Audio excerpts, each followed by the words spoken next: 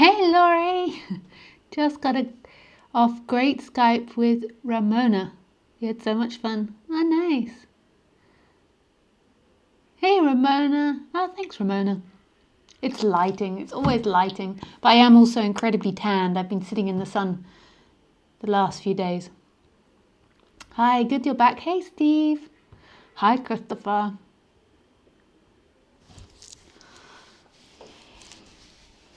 Okay, I'll just get my tea.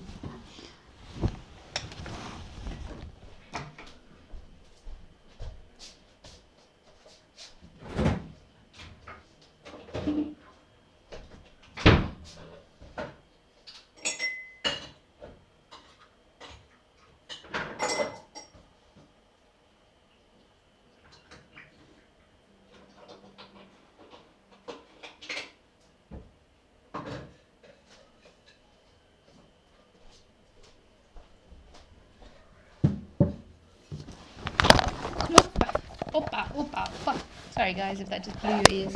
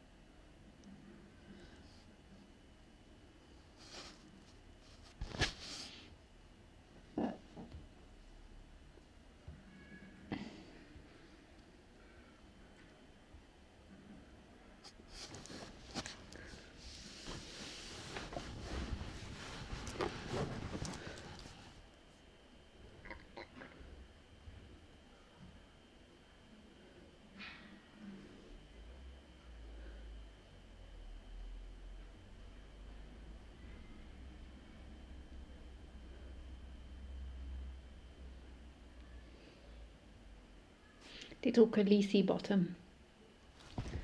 Hey Amelia.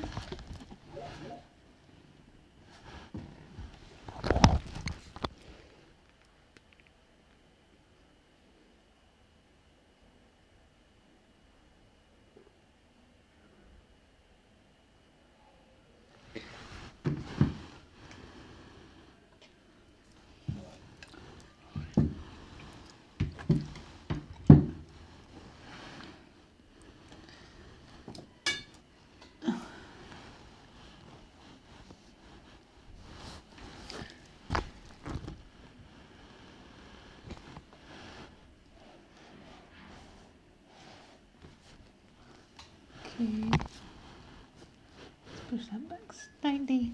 We can do a zoom in on my camera. Let me just work out how you do that. Hi Anna.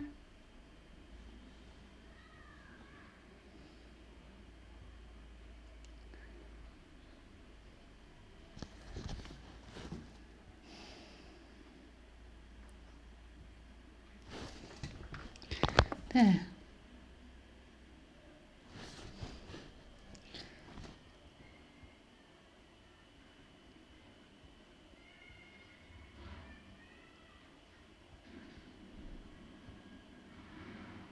Oh no, it doesn't seem to be making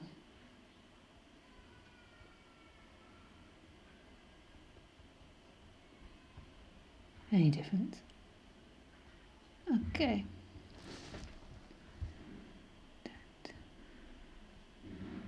Oh, it did make a difference.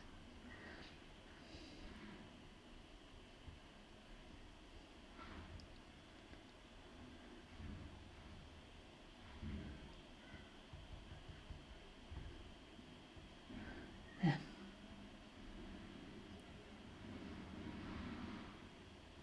There we go.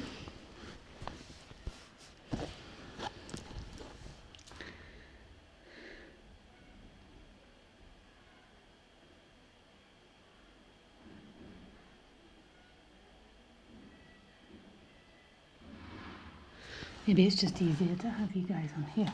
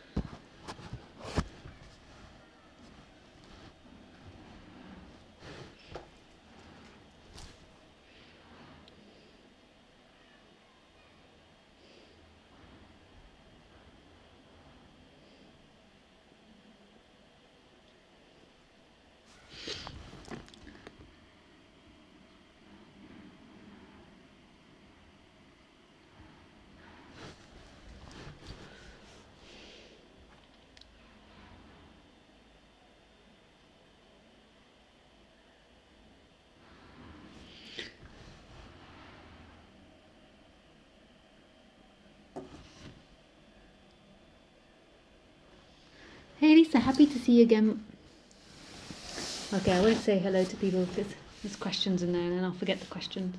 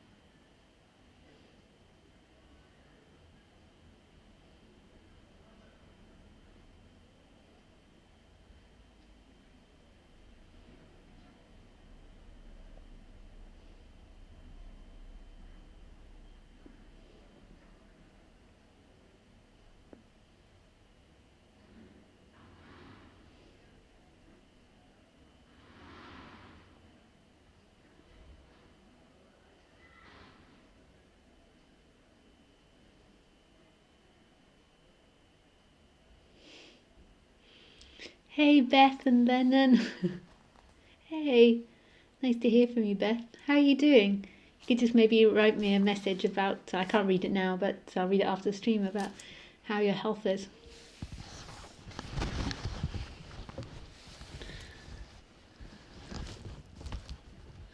Oh, yeah.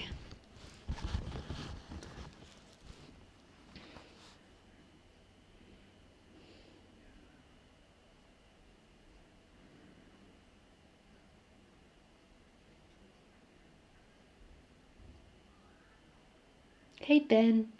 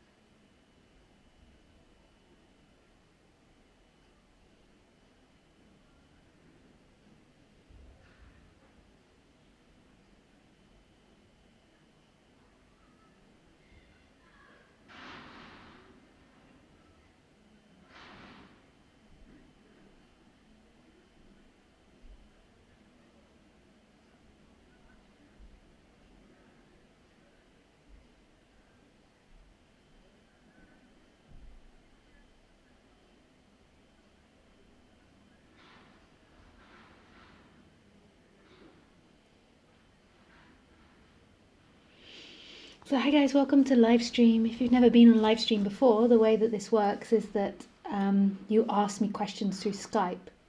My Skype address is Lisa Cairns 12, so you can send me a request now if you want to ask questions. And you can either write them or you can call in.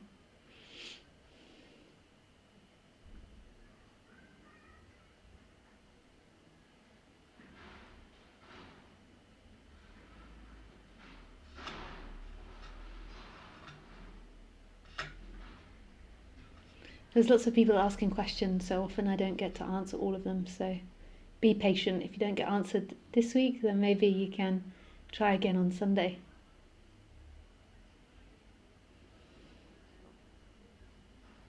You can also come to one of my events. I have an event coming up in a couple of weekends in Paris. So that's the last weekend of April. I think it's the 28th and 29th of April. Or, yeah, 28th and 29th, or 29th and 30th. The last weekend in April. It's on my website. And I also have a retreat in June in the south of France. I think that's the 16th or 17th of June. I think the 16th. You can also find that on my website as well. The link should be underneath this video if you're looking for the link.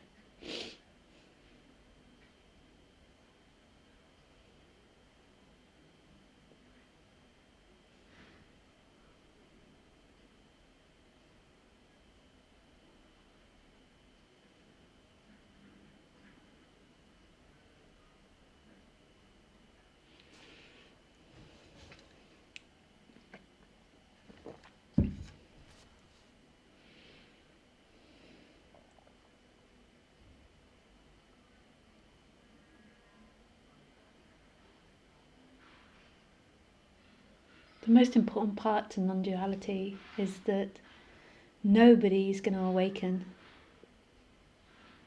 There's not anyone that's going to awaken. Because there is no body.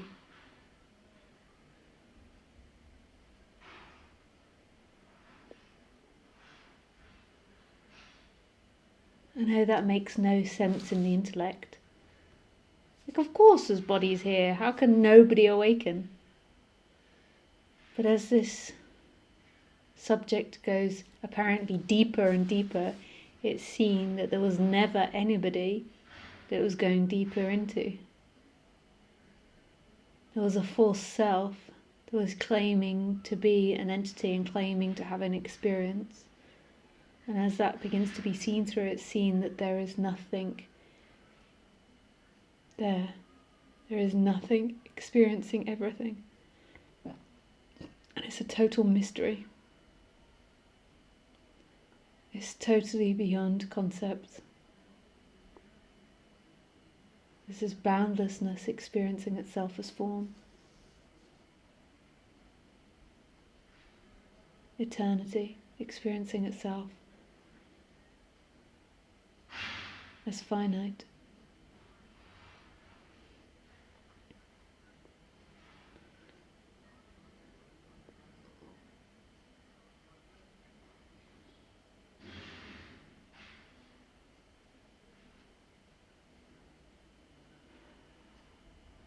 So you come here and you listen to my talks and you believe that you're going to get something, that you're going to get presence, that you're going to get freedom, that you're going to awaken.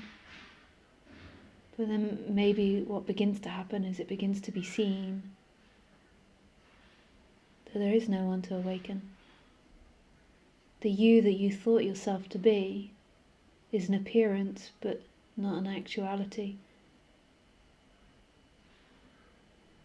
And it appears to something much bigger, endless, beyond words, non-definable.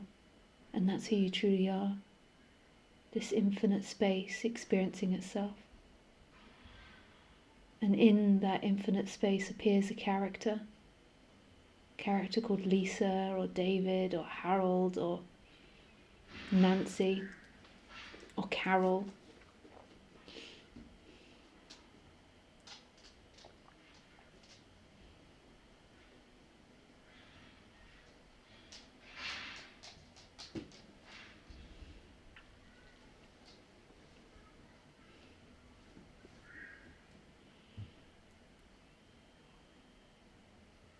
But that character isn't an experiencer. It is an experience. It's something that's being experienced. So everything you think, everything you feel, everything you know, all your life experiences, all of that is being experienced. Notice the emotion comes up and it's being experienced. The thought comes up and it's being experienced. Idea comes up, it's being experienced. There is something prior to it experiencing it. Your memory comes up, it's being experienced.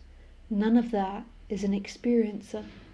The separate self sucks in all these things, sucks in memory, sucks in ideas, sucks in feelings, sucks in bodily sensations, and then says, that's me. I am conscious and I am separate and I'm experiencing life. But actually that me, everything you've taken yourself to be, is being experienced. Even the you that feels like it's there, looking out from inside this body, is being experienced.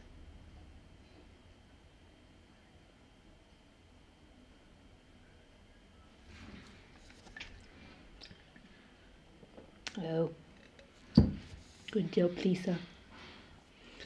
I just chuck my tea down myself. Sounding so profound and elegant, and then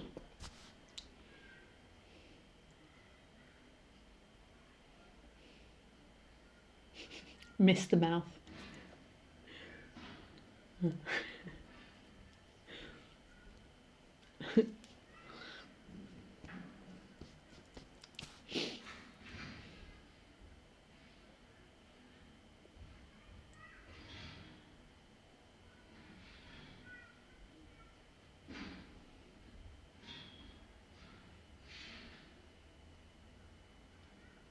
But who cares?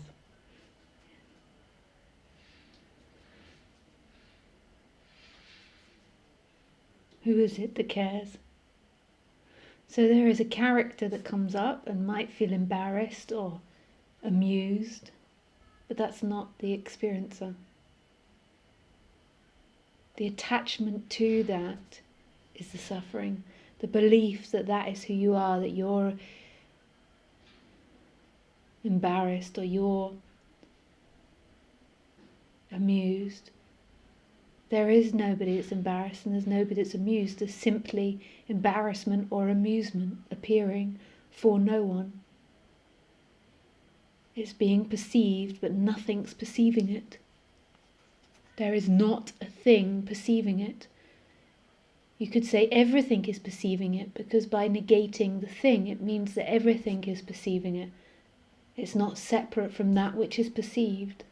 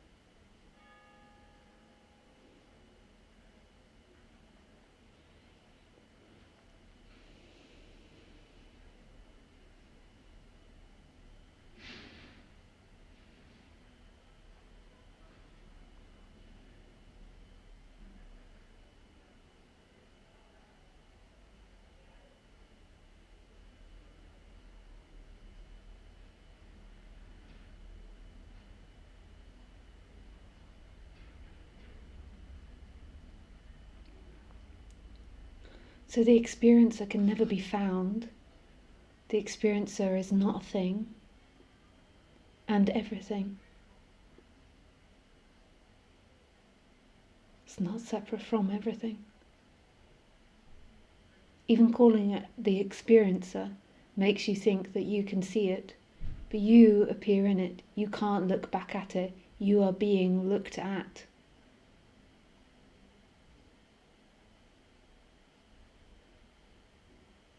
You are being experienced.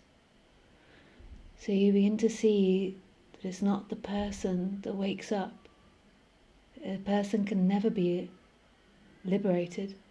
The person is an appearance that belongs to no one. An appearance happening.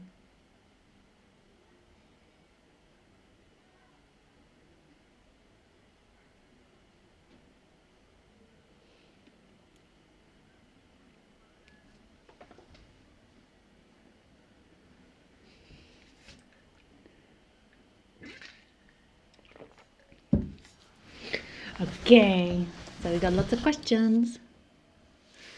Let's see.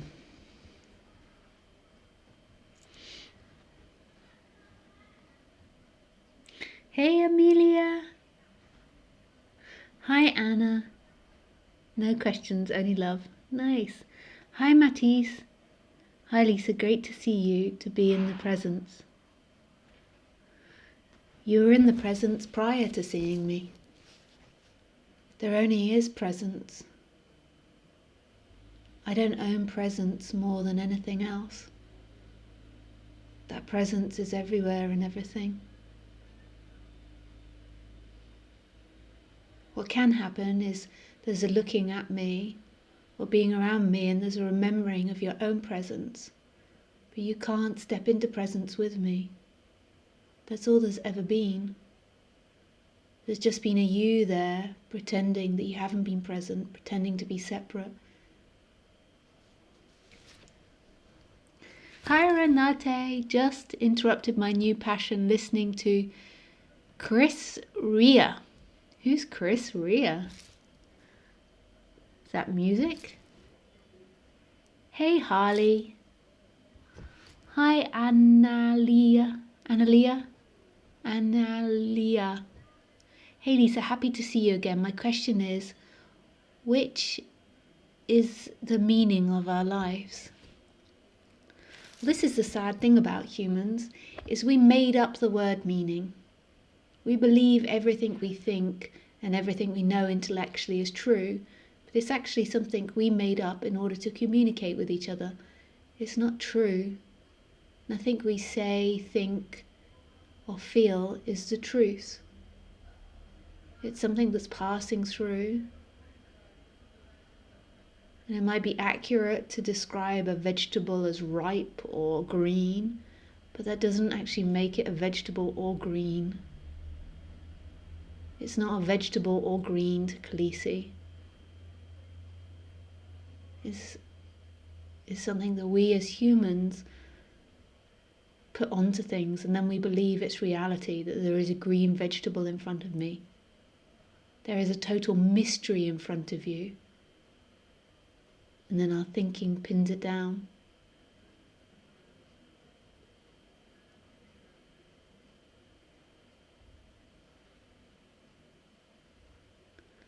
So we made up the word meaning as humans. It's not true. It doesn't mean anything, that word. We made it up. Then we spend our whole lives looking for this word in time. We spend our whole lives looking for meaning when we made the goddamn word up in the first place. We made up something to seek for. So you won't find freedom in the world of words. Freedom is where the words come from. Freedom is where the thoughts come from, where everything comes from, which is this moment, which is this, which is life experiencing itself right here, right now.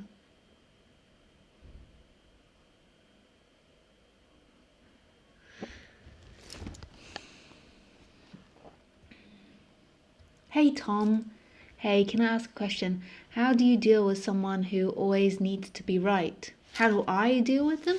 Or are you asking how you should deal with them?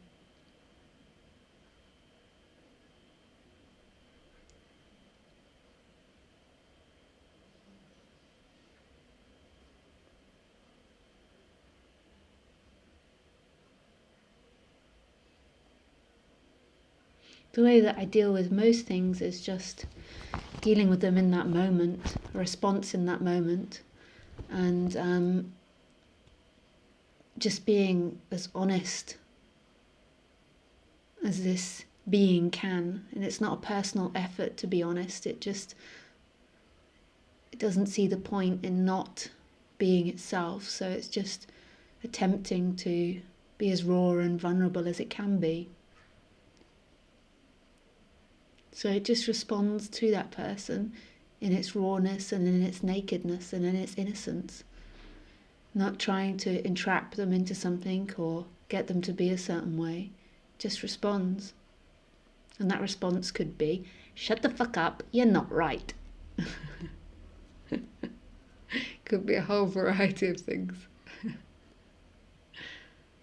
Lisa is right.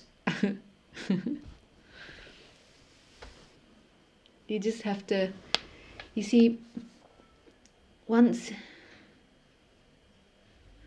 it's that awakening's happened, it's seen that who you are is beyond the person, is beyond what you believed yourself to be, then it's like that character begins to line up with that realization.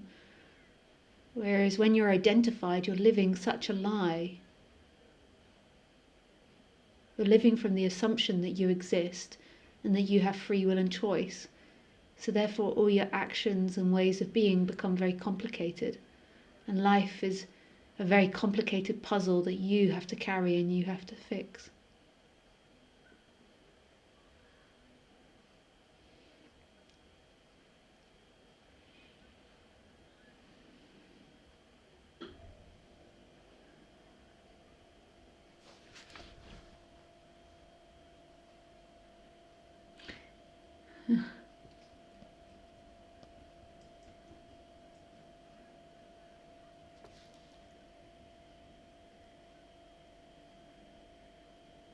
Hey Lisa, lots of love from you. I'm fine. Leon asks, how do you deal with over dependence with when someone is emotionally dependent on you?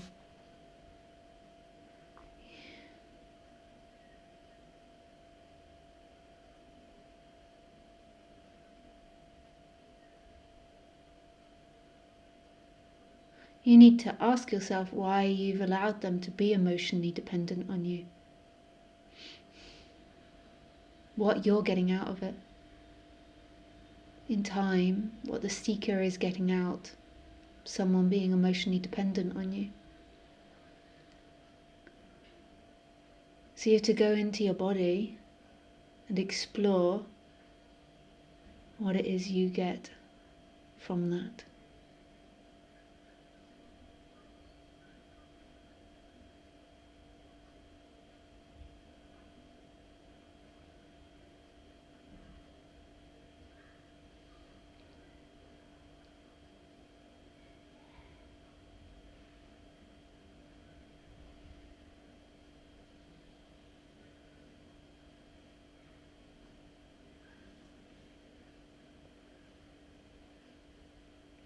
So I'll give you examples.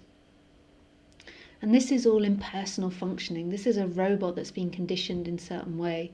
Sorry to be so cold, Leon, but you're a robot that's had specific conditioning. And then by me speaking to you, there might be a change of that conditioning. But I'm not meaning to imply that you have free will and that you're independent. There is no independent entity in this world. But if you explore that subject, you might find that, for example, this might not be you, but just for an example for you to explore, you might find that you feel guilt around this person. And if you allow them to be emotionally dependent on you, then you don't have to experience that sensation of guilt.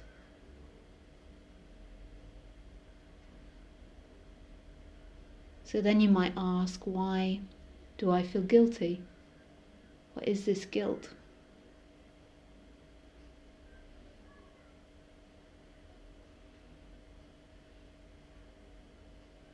And you might find that it's something conditioned from your childhood, that you were told that you had to behave a certain way with people or at school. Or you might find that your body just has an underlying sense of guilt. And so therefore you take on too much responsibility of the other person. We think, so say if we're in a relationship with somebody that's emotionally dependent, we feel that by giving them that dependence, we're helping them in some way. But actually, you're feeding their insecurity. You're feeding their beliefs that they can't look after themselves and that they're not enough. And they can look after themselves and they are enough. So see that all human dynamics are circular. Like none of us get out of jail free, including Lisa. Like whenever I interact with humans, there's always these games playing out.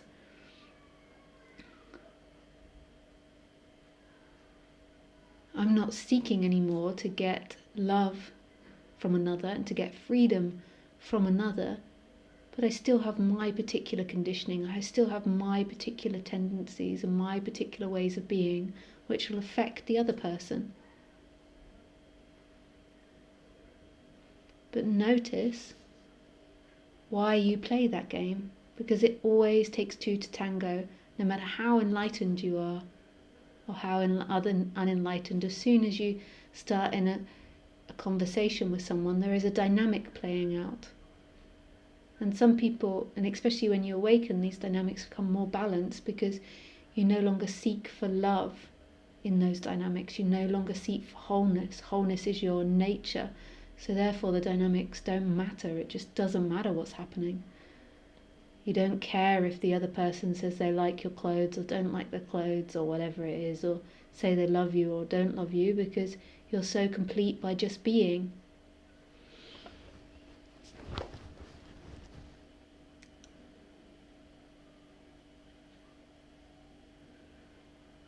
So it might not be guilt. I just picked that as an example, just so you could be creative in your exploration as to why you do it, what you're getting out of it.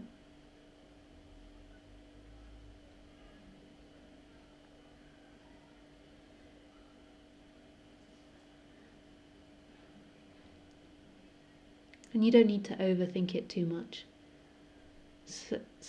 These kind of psychological things, it doesn't really matter at the end of the day. Once you've seen who you truly are, this freedom that is, then these things kind of work their way out. And you'll more than likely just stop doing that. Although there'll always be patterns in your body-mind mechanism, your relationships will become more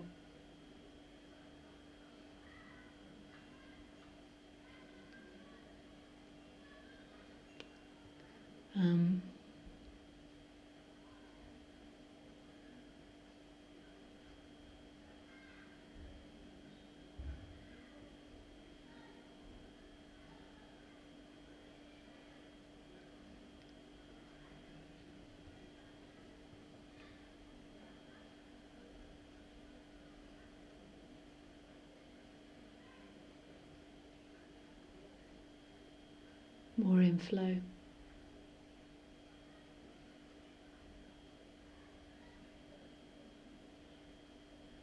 At least from your side. Maybe not from the other side. They'd have to awaken for that to happen.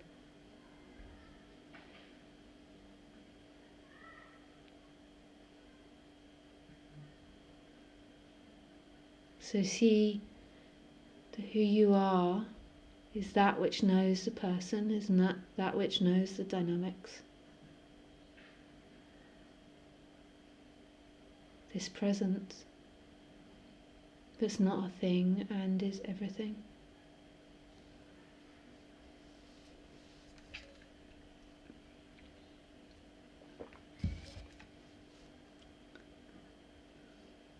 And that ultimately You don't need anything from anyone. Your freedom, your love is presence.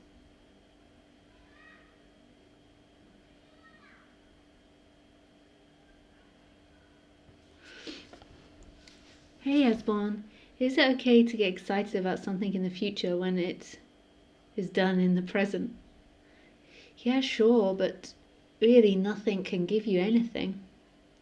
So it's just also seeing that there's nothing better than what's happening. But, we can sit here and I can imagine. No, I'm not hungry, so I can't imagine it. But if I was hungry, I could imagine going to the shop and getting some tasty thing to eat. And there's like, But really, pleasure's pleasure. Your freedom is. Freedom is. Your love is. What you're looking for is. But if you feel excited, don't try and repress it. Don't ever try to repress what's happening and try to be enlightened. Just be excited.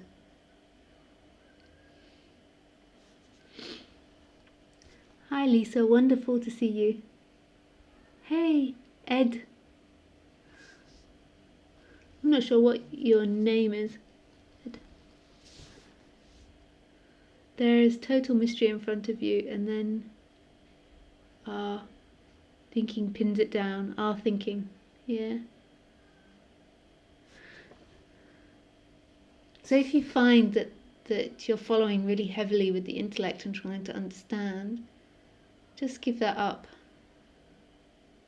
Just follow it lightly.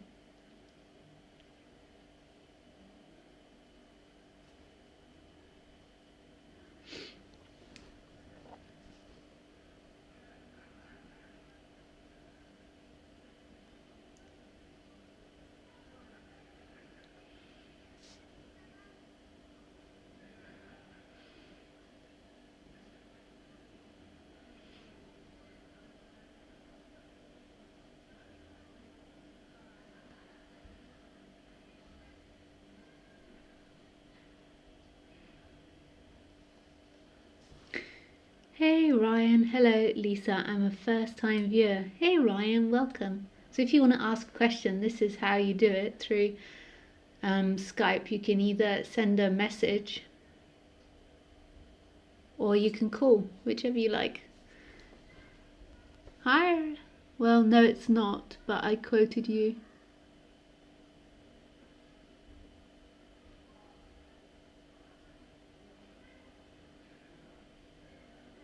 Oh, I see.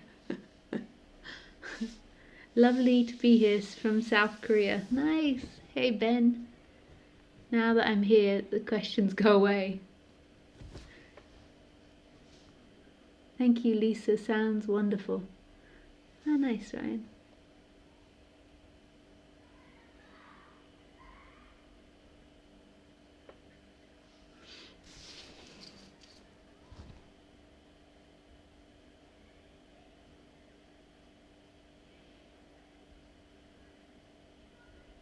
Well, I did all the questions. There's no more questions.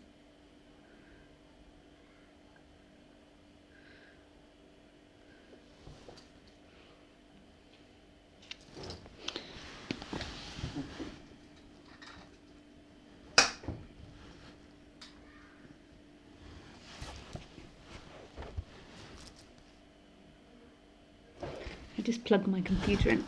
Otherwise it'll suddenly cut out.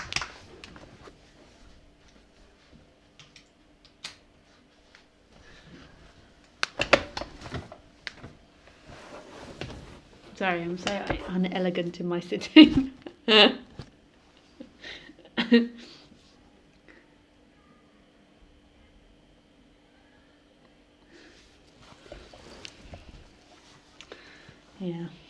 it's the way it goes. I now have gigantic legs. Normally it's my breast. I have gigantic breasts because I sit on a slope, so my head is further back, and so the first thing the camera gets is the breast, so it looks like I have bigger breasts than I do. That's all the illusion of the camera.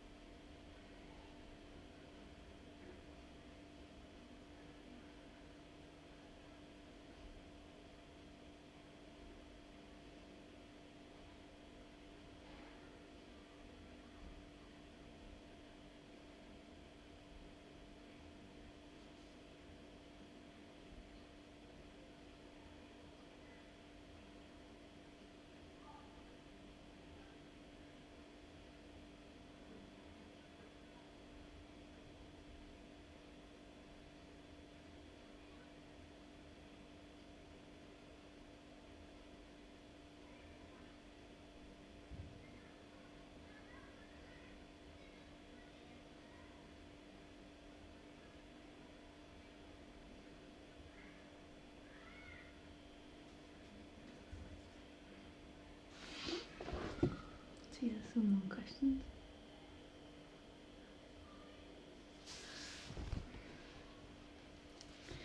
I suffer from not being able to just to be, because I must always do something to keep this body mind mechanism alive, to help prison to stay.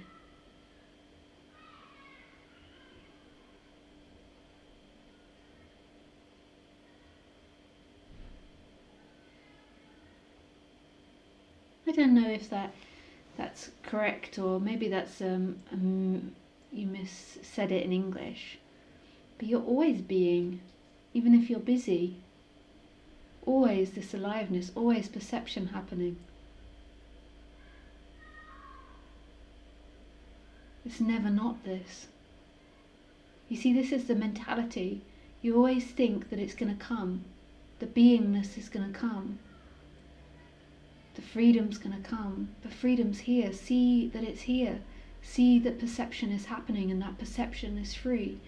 The experiencer is never bound to anything and is everything. This huge vastness, this love and this emptiness simultaneously, right here. And what happens in this is a person that always believes it's moving in time and needs to get somewhere in time. There's nowhere you need to get to. You are it.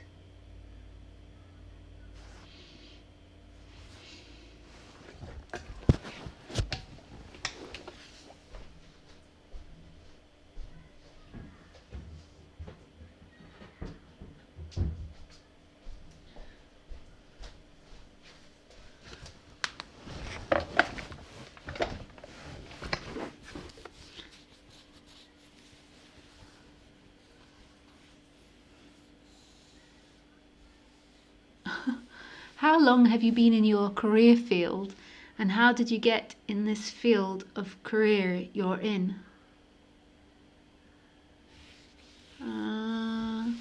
I've been talking about this subject for about 7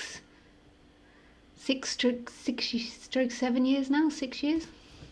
And the way that I got into it was that I just started speaking to people around me, not meaning to, but it just came out, and then it came out on YouTube videos, and as soon as I posted one video, just thousands of people saw it in a day. Or maybe it was a couple of days, but it was a lot of people saw it.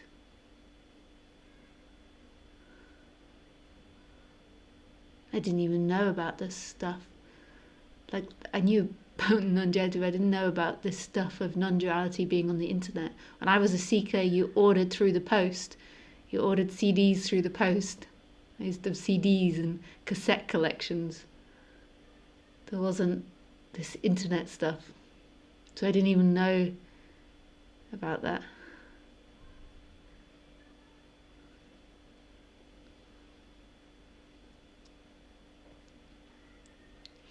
And it was never a business, it was never a career. It just kept growing, it just kept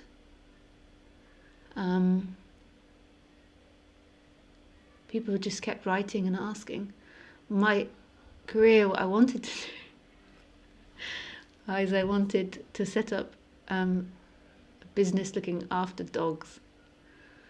This was my objective when I came back to Europe, because I was living in Asia and Australia for a period, was to like open up doggy daycare and look after dogs.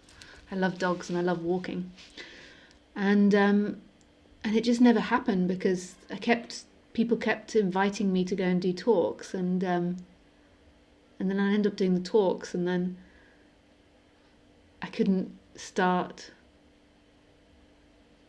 this business I wanted to start. So it just kept happening, and it's still like that. Like, it's still, I don't put any effort into it. I do these online talks, and then I don't promote it, or I I promote it on these talks, but I don't put any money into advertising. I just do these talks and then people come. People ask me to do things. I do the retreats, so there's a little bit of effort there. But I cut it down less and less just because I love talking about it and I love sharing, but I don't see the point in growing it. If growing happens, it happens, but in my attitude, I have a perfect life, so I don't need or want to change anything. I get to talk about non-duality lots, which I love doing, and I make enough money to survive and to feed myself. So what else could I want?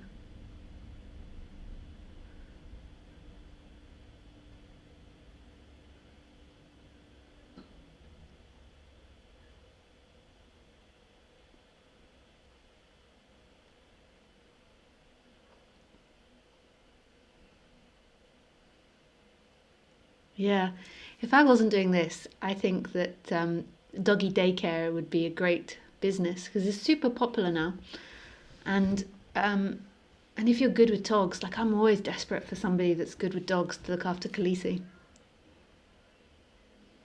And what a beautiful job walking all the time.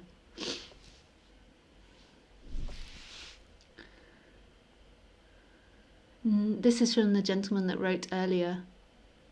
I'm not sure if it's a gentleman, but he has a picture of a boy, I think, a cartoon. No, I'm always distracted from the freedom of just being because I always must do something to be alive, work which I hate, etc. How to find the same as you, to do what you love to do and where you help people without any effort, pressure, manipulation. But you know what I went through to following my heart? Do you know how hard that was? To stand up against all my friends, all my family, my whole society, and to follow my heart. You look and you think, what an easy life she's got. But don't you realise I had to step out of every single box in order to follow this passion of mine? People thought I was crazy. They still do.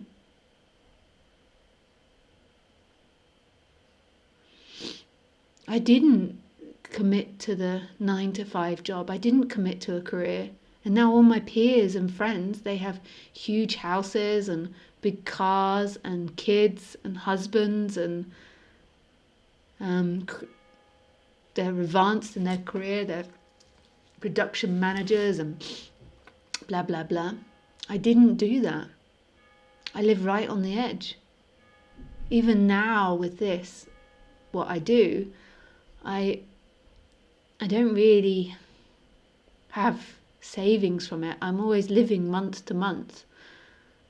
And I doubt I ever will, because if I ever, I just don't think I'm that type of person that would like save. But it's like, I run a business. I'm not even really conscious that I run a business, but I'm running a business right on the edge.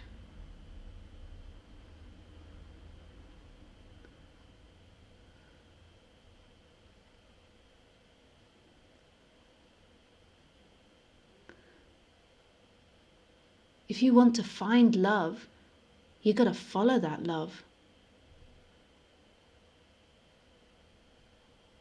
You expect it to just be dropped in your lap when you're doing what you hate.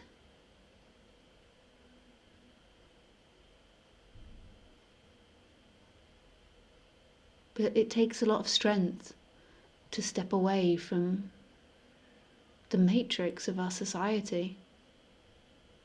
And it's not a your doing, because there is nobody in these instruments. But that seems to be what happens. Because when you love something, you disappear.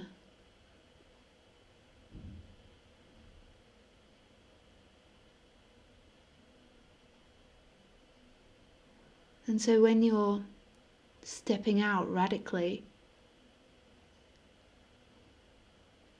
it's like, even though it's nobody's awakening, it's like what begins to happen.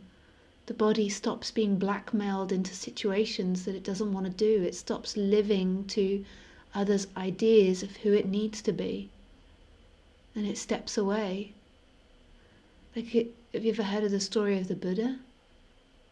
The Buddha was a prince that came from so much wealth, so much money, the perfect life, a paradise. He had a child, a wife, a beautiful child. And I'm not recommending that anyone does this, but I'm just telling the story of the Buddha. And he stepped out to be a beggar on the streets to find himself. He held his hands out to other people's hates, other people's judgments, other people's dislike. And you can imagine that poor people would have been so angry at him, like somebody giving up all that. He would have received so much anger, but he stepped out of it. He walked away and he became a beggar. For 6 years he walked around as a beggar.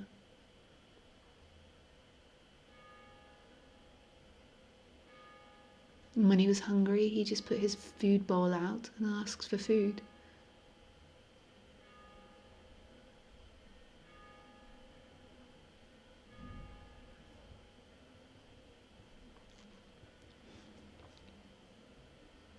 I sometimes think that people come and look at me and they think, yes, a normal person. But I'm far from normal. If you actually hear my life story, I took so many risks. I was so brave. I really marched out into the wilderness.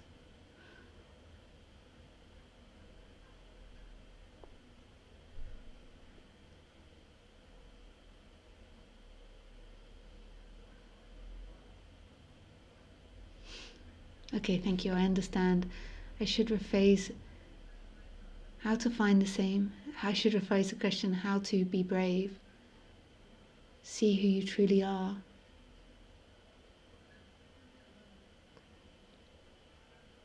See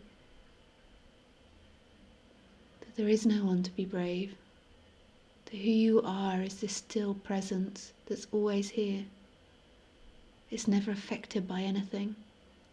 When the person's afraid or scared or upset or angry, who you truly are is never affected.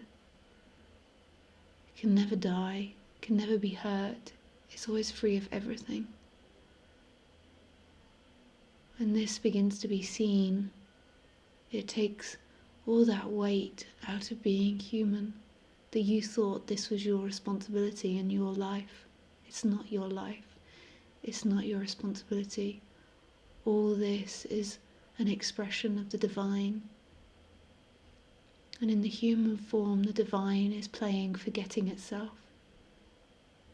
And the way to remember yourself, follow the love. Not the conditioned love, not the personal love, the impersonal love. Because that's all there is.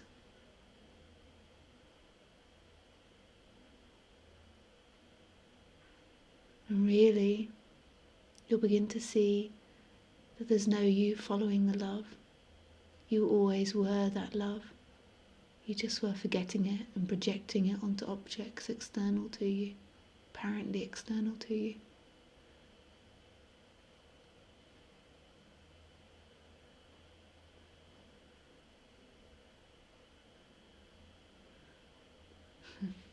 Thanks for the question.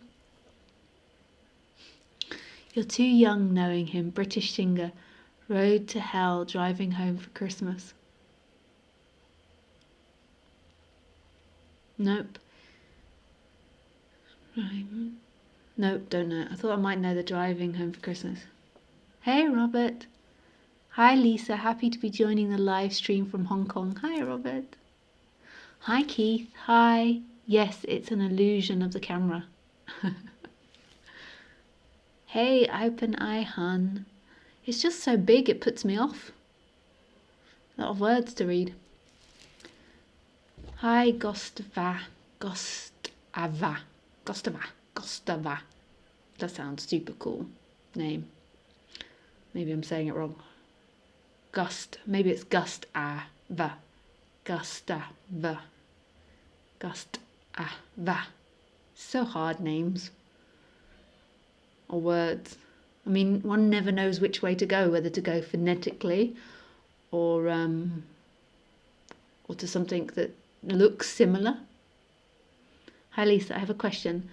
I'm been in Tiruvannamalai, a lot of ragi satsang, ragi, and it opened up a lot for me. Then I went to Dharamsala and did a course in Tibetan Buddhism. In the Tibetan Buddhism, they talk a lot about compassion and that is the way to enlightenment. But in Tiru and the Who Am I movement, they don't really talk about that part. To be of service of others. Not as much focus, at least. I know you have been into Buddhism. Do you have a thought on this? It's like Gustavo, but no O. Gustavo. Huh.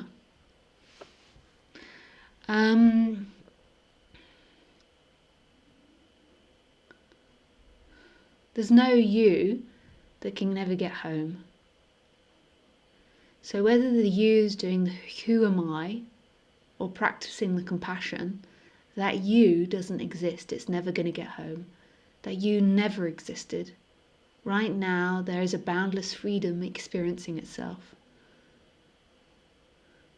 But while that you is seemingly running around the mountain looking for itself, even though it always is itself, well, it feels like it's suffering and feels like it needs to find home, then practice that which touches your heart. I mean, it doesn't really matter. Well, of course, I mean, I'd love to say that this is the best way, but there is no best way. The perceiver is always here. Perception is always happening. That boundless freedom is always free. It's never contracted into a small separate self. It just appears that way. So while that person appears, then follow that which sings to you. So if the compassion and the giving and the serving sung to your heart, do it. If the who am I sung to your heart, do it. And then if it's one moment one, then do one, and then one moment the other, do the other. What does it matter? We're all going home, whether we like it or not.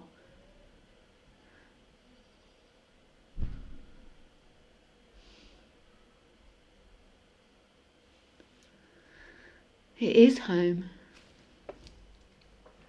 Now, I know that the intellect gets pissed off if I speak like that, because the intellect's like, give me a fucking path, woman. Jesus Christ. I come here, I pay good money. Oh, no, I don't pay money, but I come here, I watch at least, I listen, now give me a path.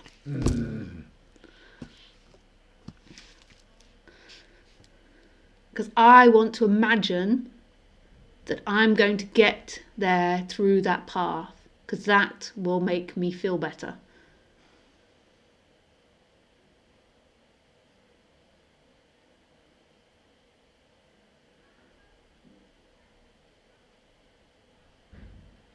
But it ain't going to make you feel better.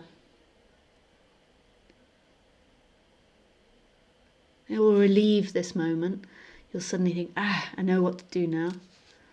And then when the disturbing feelings come up again, you'll find something else to be disturbed about. Should I do this or should I do that? See that there's a freedom here.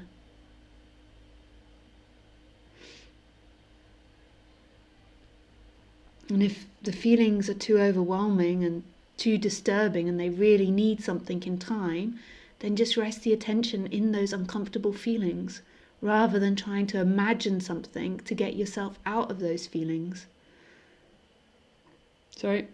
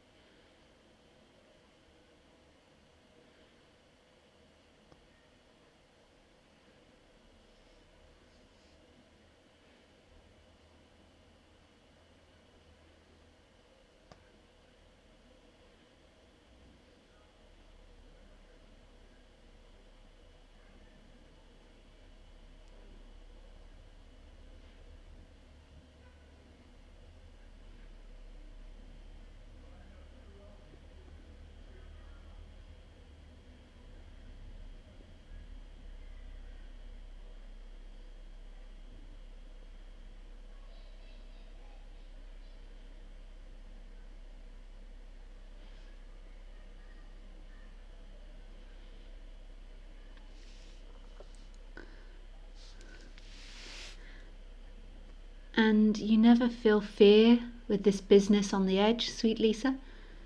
Do you describe to have this strength, or is it just a manifestation of oh yeah, fear arises. I don't know if fear arises around the business side being on the edge, on the edge. But fear can arise. That's part of being human.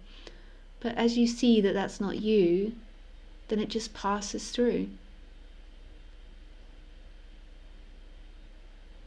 Just passes. There's nothing there that owns it. In the past, the fear would come up, and then there'd be someone that owns it, and then the fear would get dragged into time for days. So, so business. So sometimes, yeah, there is fear of money. Not so much now, but when I really am out of money, like really, like in the past when I've just got no money. And I go to the bank to try and get some, and none comes out. The hole in the wall stops giving money. There can be moments of fear. And then it passes. And then still there's no money, and then there's no fear.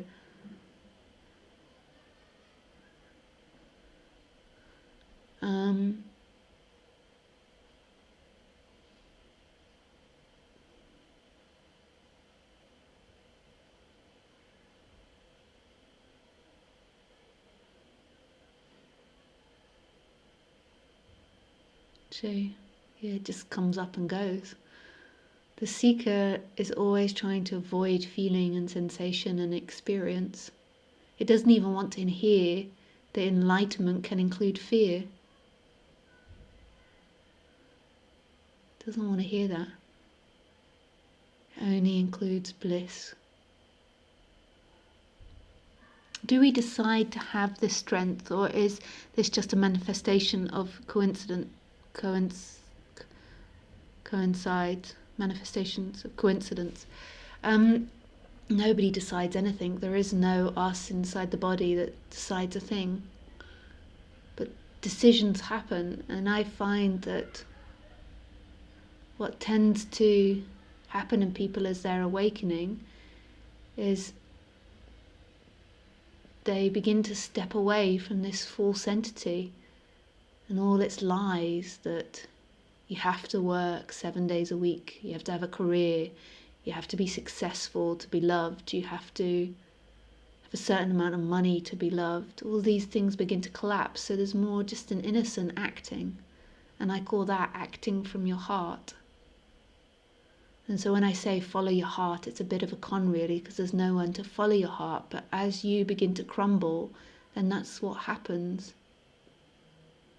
And when you have those fears come up, and you can feel the seeking energy trying to get away from them, just rest the personal attention in the fear and the discomfort, knowing that that's a functioning of the body-mind mechanism and not really a separate entity that's doing that.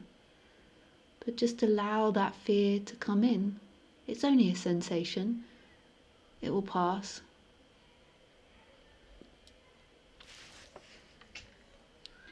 I think, Michelle, that you have you're a business owner as well. From the videos you sent me, I get the sense that you own your own business. So you know what it's like when you suddenly realise that, which is most probably going to happen to me soon, that 2 countries want taxes from me, and then I'll get refund from the taxes in like a year's time. But in the current moment, 2 countries want the taxes, and then it will get refunded, and they want a year in advance as well. And then suddenly you're like, oops. This is why we don't live on the edge in business.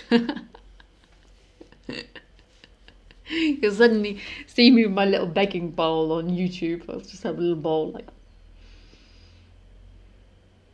I need tax money. Because I'm moving to France.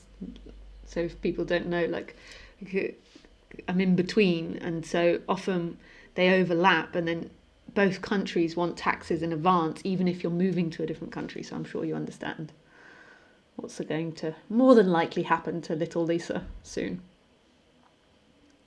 But oh well, I'm sure I'll find a way to deal with that when it comes.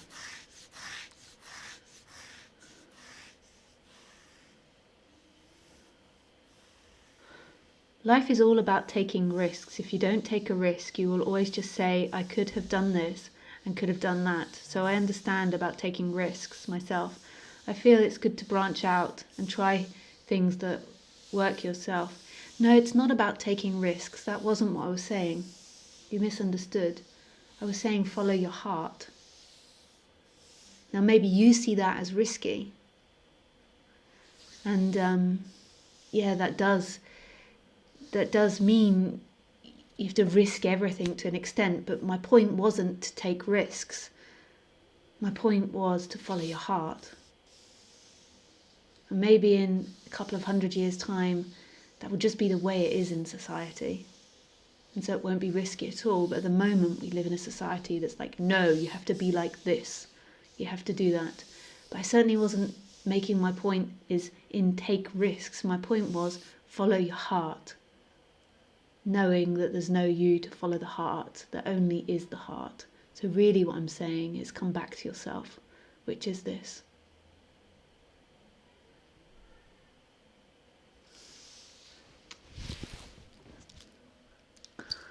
Love you. I love you too. I don't even know who you are, but I love you. I can't even say your name because it's in Russian or Ukrainian or something Greek that I can't read. Okay, lovely thing. Logically, my question could be expressed in 2 short sentences as well, but that would not be the same question. This is what about I would like to hear your answer. So I will wait while you will have the time and strength to do this question. I'm sure you could do it shorter.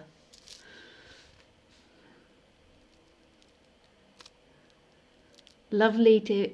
ha ha ha. Oh.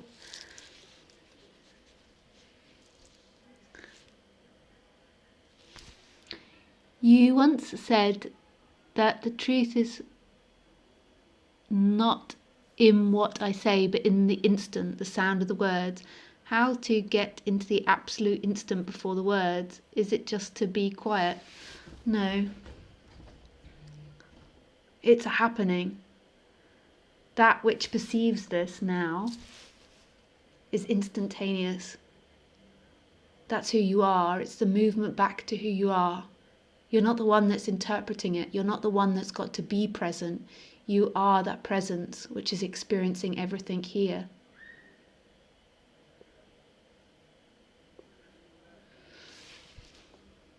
Hey Peter, please talk about freedom in experience.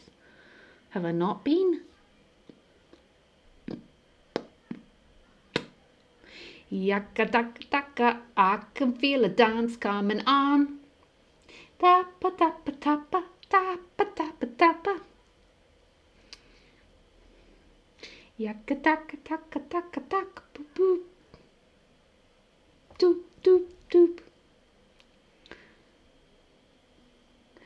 When we do this, we have to then go, Khaleesi!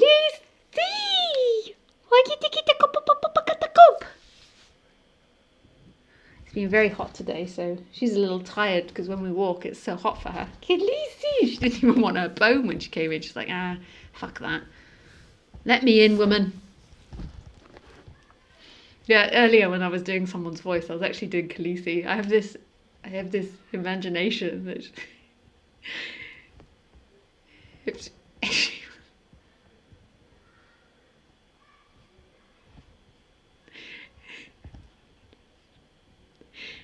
if she was human, she'd be like a stroppy teenager. But she's so funny the way she is with me. Like, the way I know it's not funny to you guys, but she comes up to the back door and the way she looks to see very slowly where my body is. She looks, she sees, oh, woof! It's so funny. And the way that if I give her a bone that she doesn't like or a food that she doesn't like, she quickly runs up to the kitchen door, looks in like, and then she looks at her food like, what is this? What is it? I was expecting caviar, free range, organic caviar, and you give me a hide. Cow's hide.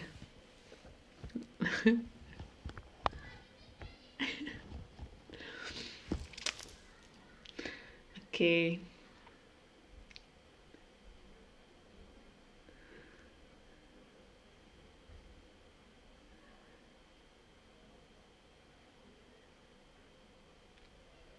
Yuck-a-tuck-a-tuck-a-tuck-a-tuck.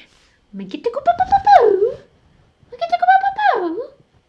Easy. Oh-ta-po-po-ka-tuck-a-po-po. She can't even hear me. She's just sleeping through that. Are you okay, sweetie? Except for a boob. Khaleesi. Oh, she's deep in sleep. You know when they're like...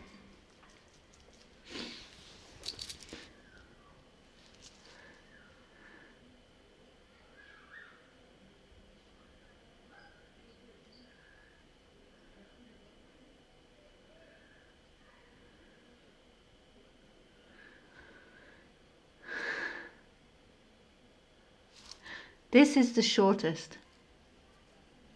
This...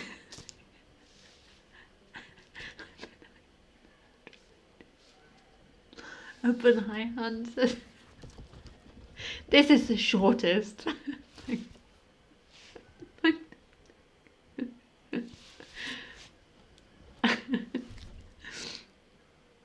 It's so long. It's like I've...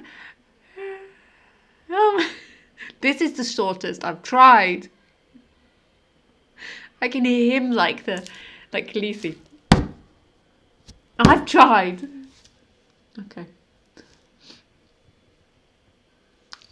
Hello, Lisa. Hope you're well. No questions make sense except one. Will you be having a retreat in America this year? Oh. You see,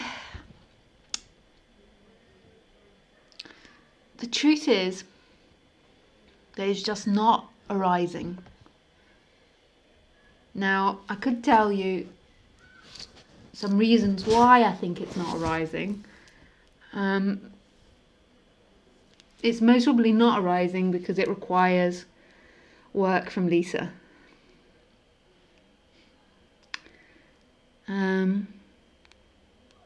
Yeah. But it could also be another reason. We're never really sure why anything's arising, but it's just not happening. I did find a really good place near Portland, but it's a lot of paperwork and days pass and it just doesn't happen. So, but I'd love to come and see you guys. I love speaking to an English-speaking audience. I can be funnier. And it's not an all English-speaking audience. My jokes are slightly limited, although having said that, the American humour is slightly different from the English, but still they tend to like it because they think it's cute. They're not the best with sarcasm, the Americans, but we work with what we have. I lied. A question came. Oh, okay. Isn't the point of life to be lost souls so we can discover our true selves?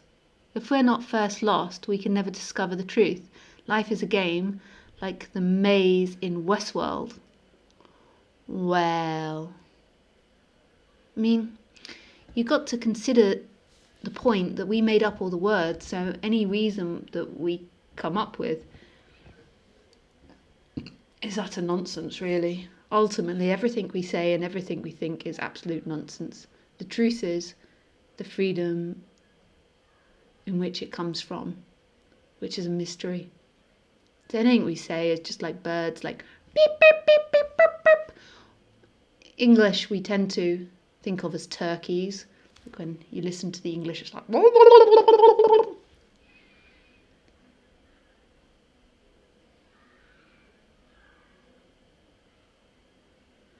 Trying to think of a bird for Americans. Na, na, na. Na, na, na, na, na. Very nasally. Anyway, basically, words just don't make sense.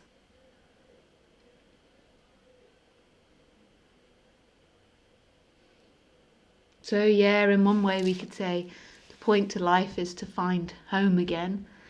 For life forget itself and then find home again. But just remember that's in words, and words are nothing. What are words to perception? Nothing.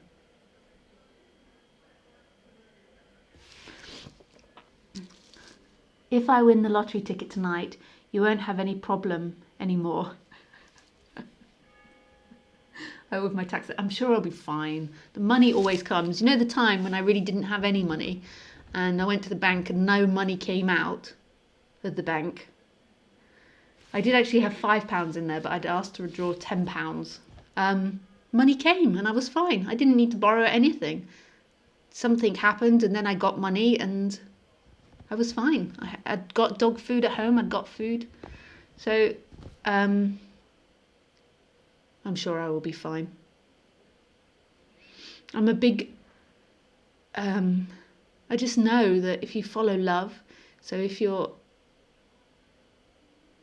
It's not you follow love, but if everything's coming from love, then everything works out. Even if it is painful. And even if you lose your business, it's all perfect. But thanks anyway. If you win the lottery, I'll happily take my tax money out of it until you find out how much my tax money is. Joking. Hey Christina. I have a question about fear and what we mean by that word. Can I talk with you about it? Sure. You're my first caller of tonight. Key. Doop, doop, doop, doop, doop.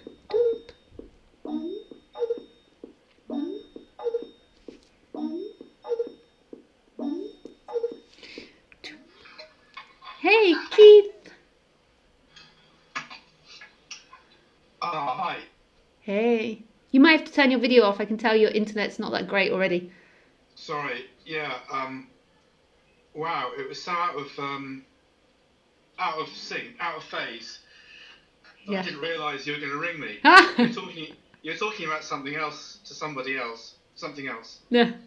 Yeah. And then suddenly they call and you're naked and you're like, ah, quick, get clothes on! Yeah, nearly. Well, not naked. Actually, I'm really, really wrapped up. I'm in my summer house. In my fleece with a blanket over me. Because I like being outside, but it's a bit cold now. Do you have a heater in your summer house? No. Yeah, I had this question about fear. It's this kind of a recurring thing, actually, because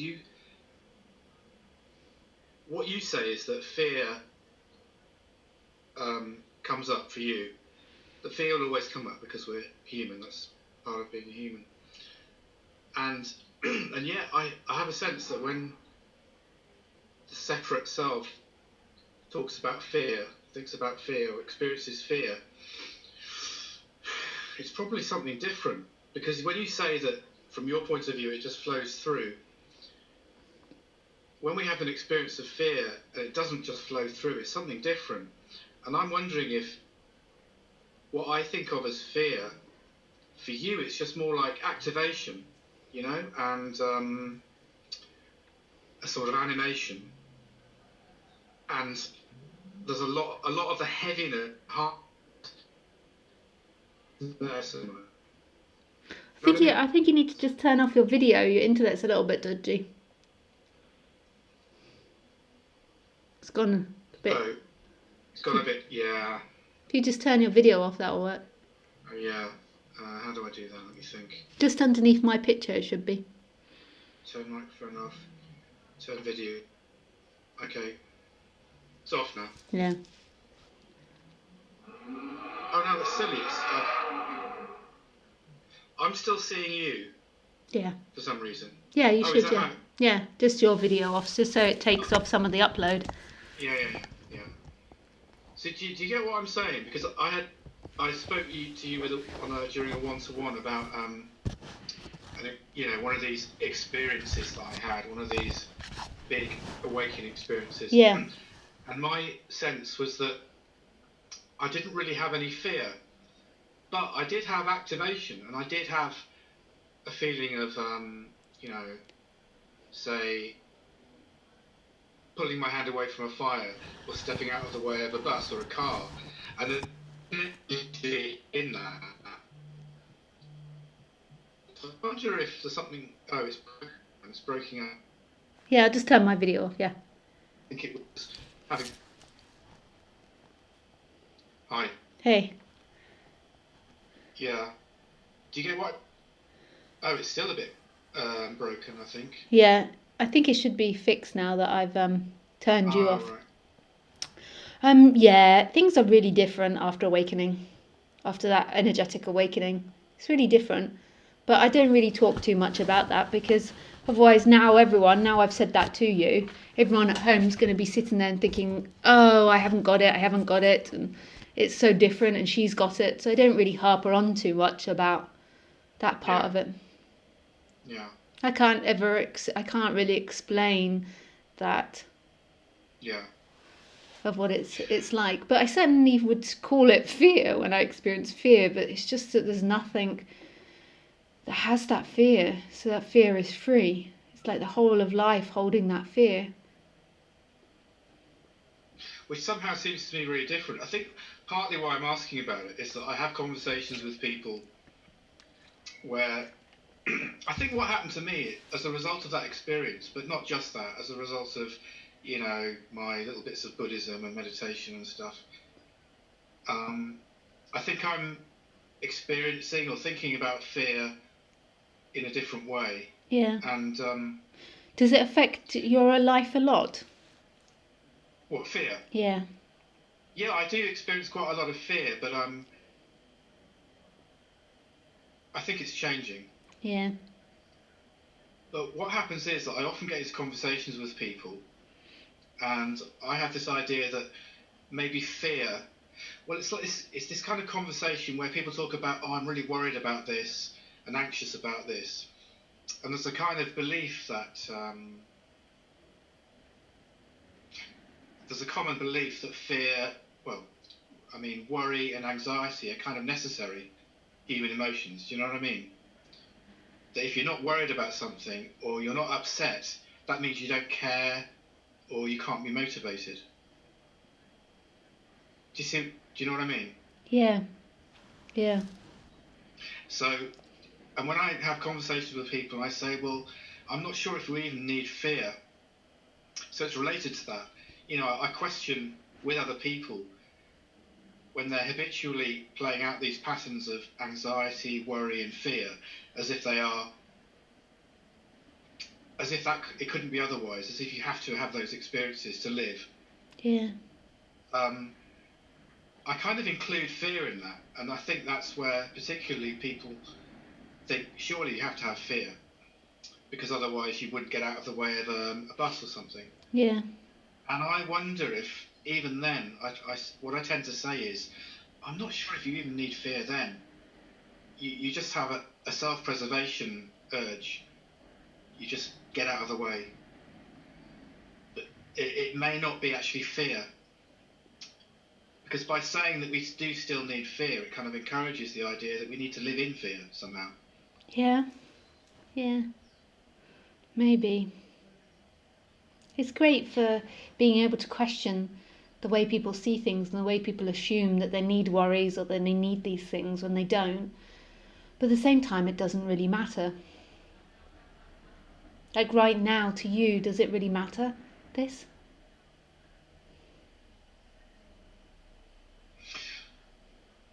I suppose it helps me to feel a bit generally calmer about life. Right. I'm learning to let go of anxiety, worry, and fear to some degree. Yeah. and that's good. Yeah, that's great then. If that helps relax the fear. And also, I feel that I've been able to help other people with it as well. Yeah. Even though sometimes people have been quite angry when I go down that route, because it's such a fundamental challenge to what they believe. They can find it quite offensive, actually. The idea that you shouldn't worry, or the idea that there's no need to worry. Yeah.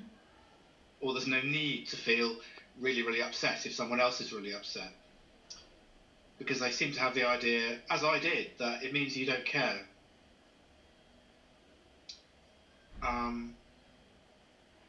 So I have experienced a certain amount of hostility from some people. Yeah.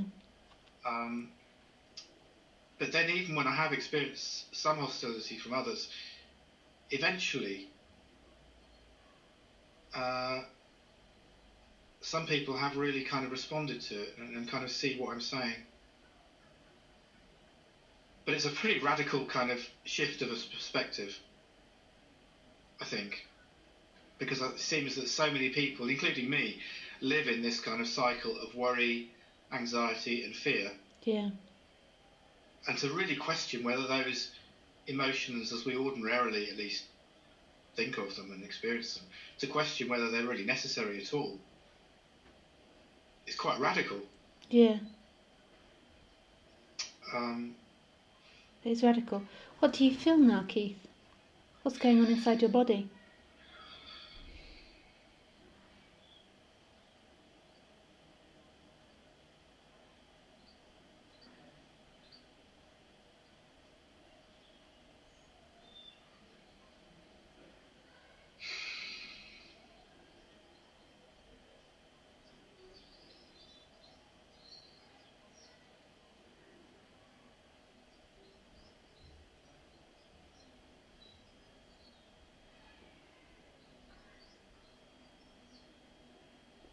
I sense a kind of tension that feels like it's to do with wanting to be right. Yeah? Where do you feel that?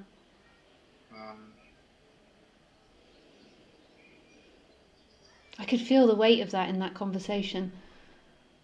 I'm sorry, I can't always work out what's going on, but I can feel when something's not about what's being spoken about. Right. And I could feel that there was something else in that conversation.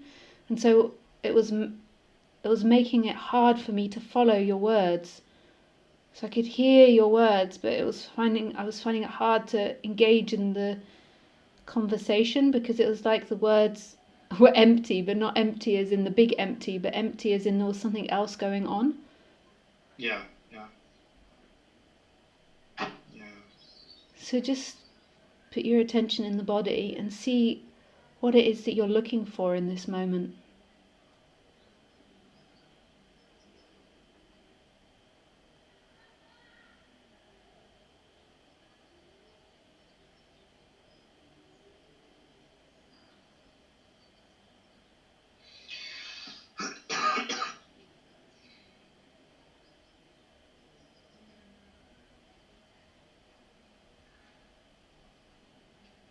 Yeah, it's a good point, because ironically, I think at the moment I am feeling quite a lot of fear and worry. Yeah? Where do you feel those?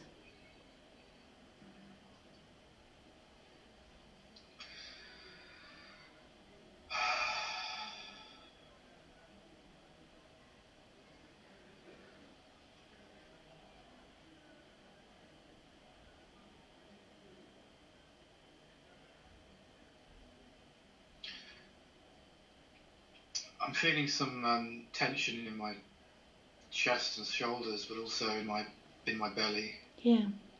And in my solar plexus. Yeah. So I kind of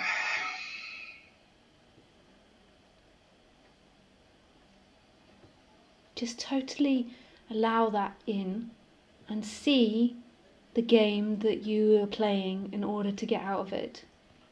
see what your mind was trying to do in order to not acknowledge these feelings. It's like a circular thing, because the thinking and the mind keep the feelings going on. All we need to do is acknowledge what's actually happening. Just let that be.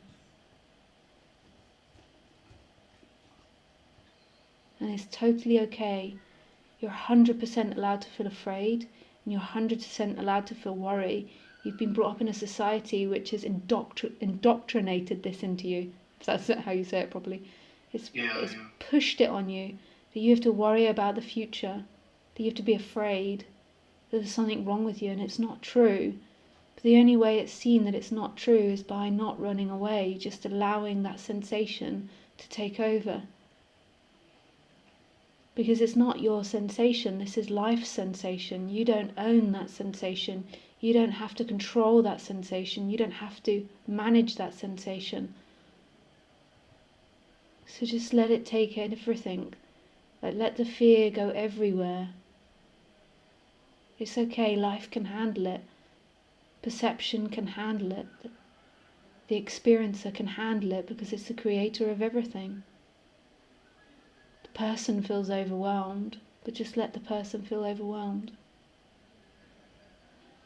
So just stay with that for a few minutes.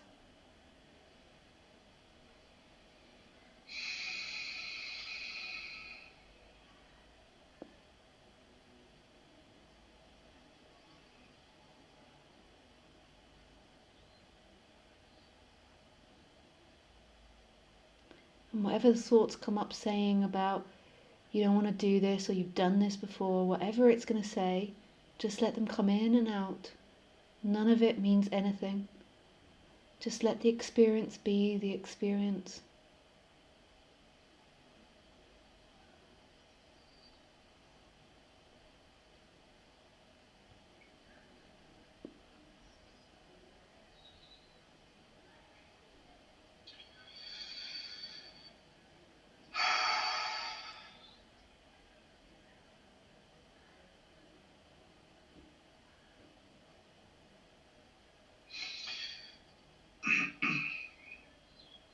It's really strange, because now I'm feeling a bit tearful, and Yeah. So you just let those tears come if they come. Don't push it, just let it come. We don't really know what's happening. The body's just going through this waking up process, and it's not anybody's. Just is happening. So when the attention's put in the body, this other element comes of sadness, which could have been behind the fear, could have been part of the fear. But just let it come. well, what's weird is that I was asking this question in quite a sort of theoretical way, as you noticed. Yeah. More deeply, and the thing is that in the last week and a half, a really close friend has had a cancer diagnosis. Yeah. And I've been with them and sort of trying to be supportive to them with them, and they're really afraid. And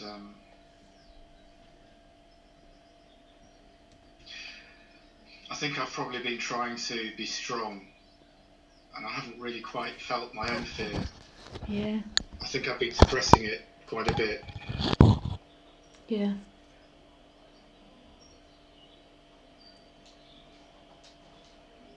And that's probably why I made this point about maybe fear isn't necessary. And it really felt like such a sort of... It didn't feel like it was related to this, even though it's a completely obvious thing. Yeah. That's happened recently. It's weird. But that's what the seeker does. Yeah, absolutely. And the seeker is never honest. The feelings normally are that which point to the honesty. Like when I used to fight with my teacher, because I used to always... He'd point something out, like something I was doing, and I wouldn't want to admit it, so I'd argue with him, and he'd always say, the feelings say, the feelings know. What do you feel now? And then I would like go into the feeling of the body, and I'd be like totally tense and contracted and fearful, and then I'd be like, fuck, he's right. Yeah. But the thoughts are only interested in seeking to get to some place better, to some place of security. They're not bad, but they're not interested in truth. They're not interested in reporting back what's actually happening. They're interested in finding a solution to the discomfort, because that's what thoughts do. But they've just taken on too big a role. They believe that your happiness is dependent on them.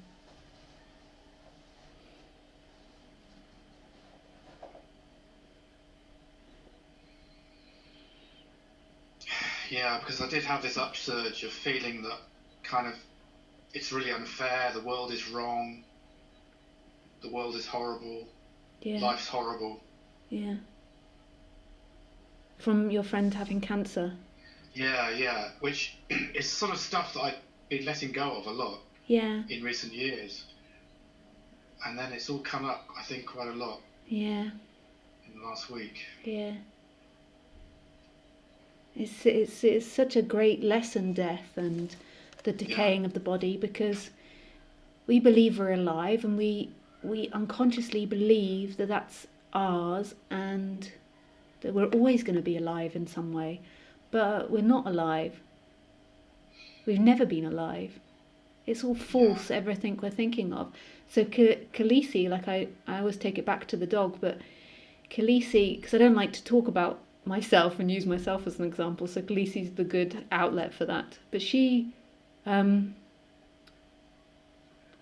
think I'm alive, so she doesn't have this sense of what her life needs to be, and she doesn't have a sense of avoiding decay and rotting, because she's not identified with being alive. So it is as it is.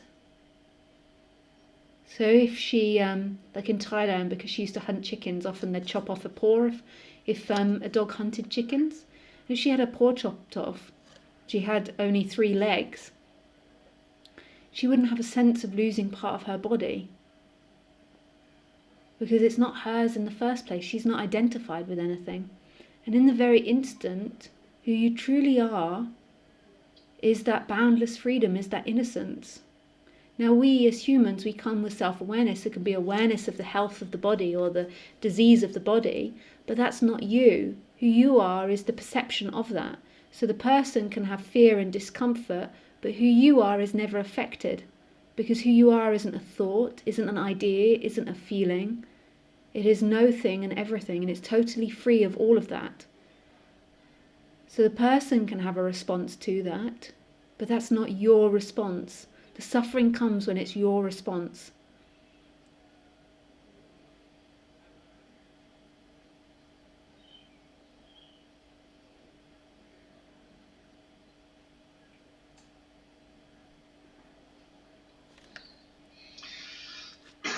Yeah, I think there's this thing about feeling that I want to be able to be a certain way with my friend.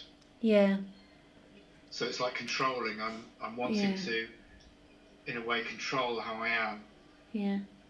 I'm hoping that I can be really, present and calm and helpful.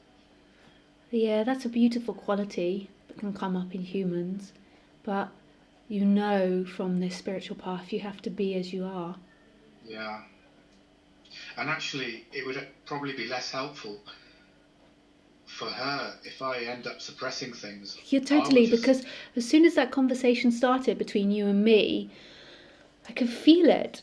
I could feel that it wasn't lining up, but I can't, I'm not that quick. You can't be like a machine gun and go, this isn't true, but I could feel it in my body. If you watch it back, I was beginning to fidget and and I closed my eyes at a point because it just wasn't matching up. So that's what will happen to her. The greatest gift you can give her is yourself. Mm.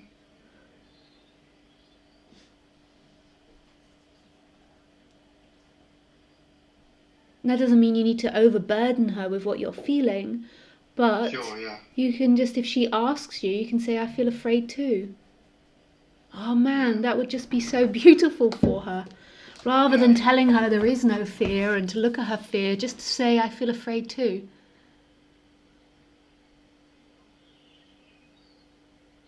Yeah, I mean, I've already thought about going down that route with her, because she's away at the moment, but when it first came up, I don't think I was really acknowledging my own feelings. I was prioritising being calm for her. Yeah. And since she's been away, it suddenly hit me like the shock. Yeah. I went through a period of probably being in a bit of shock. Yeah. And then suddenly it hit me in the last couple of days.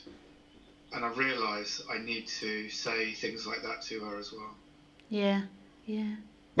Oh, sorry, Khaleesi just wants out. One sec. Come on then, sweetie. Good girl. Yeah.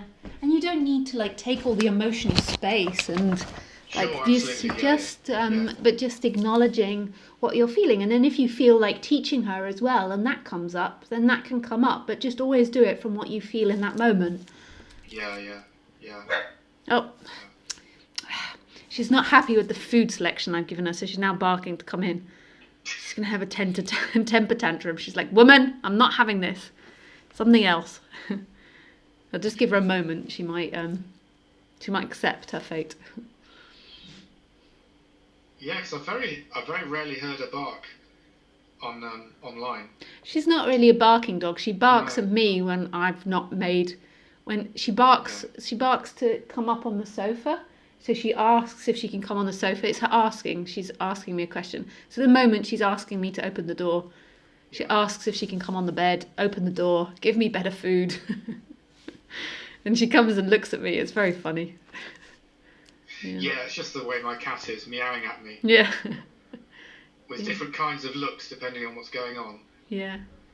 Either wanting me to go outside with him or give him a different kind of food. Yeah. Yeah. Oh, that was sweet speaking with you, Keith. You're so good at just surrendering into it. You know, when I pointed it out, you just surrendered into that. That's nice. Yeah, well, that's why what I really appreciate in you, the way you do that and see it. Yeah. I'm really looking forward to the retreat in France. Yeah, me too. Yeah, it's going to be nice. Okay, it's funny, I always end up needing to go to the loo when I'm talking to you. Well, I have to go and deal with Khaleesi because she's still barking. Okay.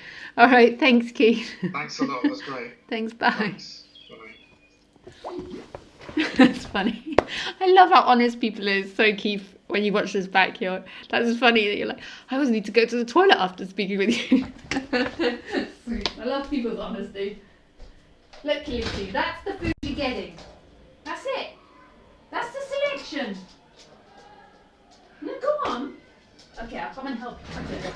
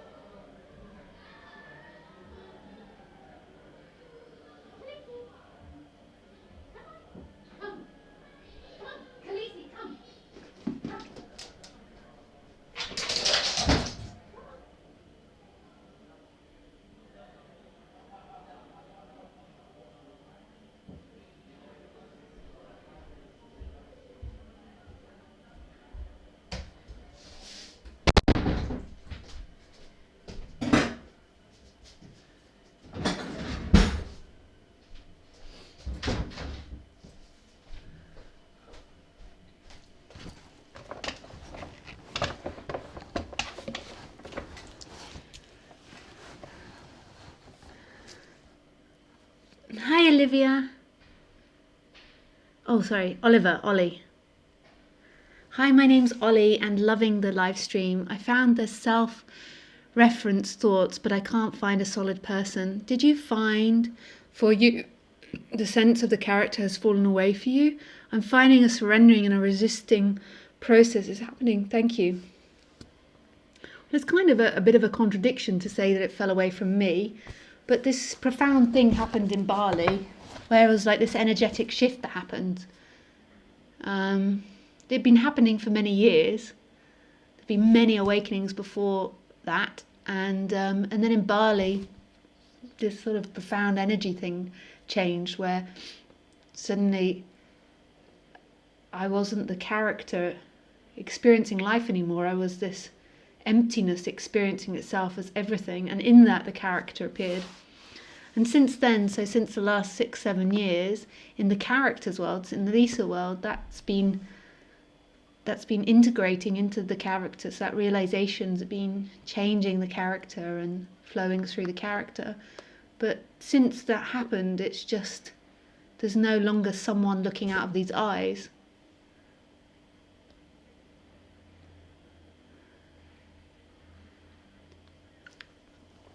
I don't know how to say it better than that. Hey, Dimitri!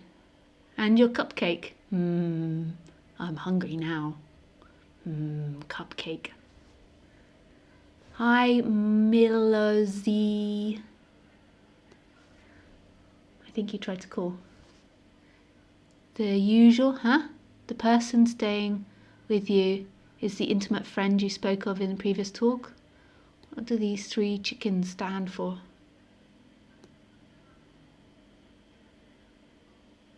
Oh, that's a personal question, not a Ustream question. You do have a lovely glow. Well, you know what I've been up to, Laurie. I've been sunbathing. You're so funny. Oh my god, I'm dying at you laughing. Free range, organic. Oh my god. Khaleesi. Caviar. Not just regular caviar. She wants the free range, organic caviar. I give her regular caviar and she's like... Pfft. But I just cut the bone a little. She likes it when I do that. That sometimes encourages her to eat it. Because, yeah, she just needs a bit of help getting started. They say that, like, raw meat has less of a smell than cooked meat. Well, because cooked meat's basically rotting meat. That's what we're doing to it. We're rotting it. We're progressing quickly the decomposition of the meat, so it smells more. So uncooked meat smells less, so sometimes they need a bit of encouragement eating it, but once they start, then they get into it. But I notice that if I cook something, Khaleesi's, so sometimes what I do is I just boil the bones slightly, because they're not meant to eat cooked bones, but I just heat it up so it has a little bit of a smell, and then she's like, Well, this is great info for you guys. I'm sure you can see now why I wanted to set up a dog walking business. I am dog potty. I am a potty dog. Hi, Michelle. What a relief suddenly. Thank you, Lisa. Love. Oh, nice. Hi, Phyllis. Missed your talk dealing with Oh. Yep, another personal message not to be read out. And the other one, I just went for it. Okay, guys, well, that's 8 o'clock. And I think that I'm going to eat some food now.